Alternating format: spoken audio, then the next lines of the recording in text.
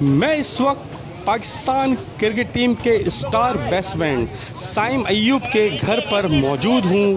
سائم ایوب کے گھر والوں نے عید الاضحیٰ کے موقع پر گائے کی قربانی کی۔ اس موقع پر سائم ایوب کے گھر والے بھی موجود تھے۔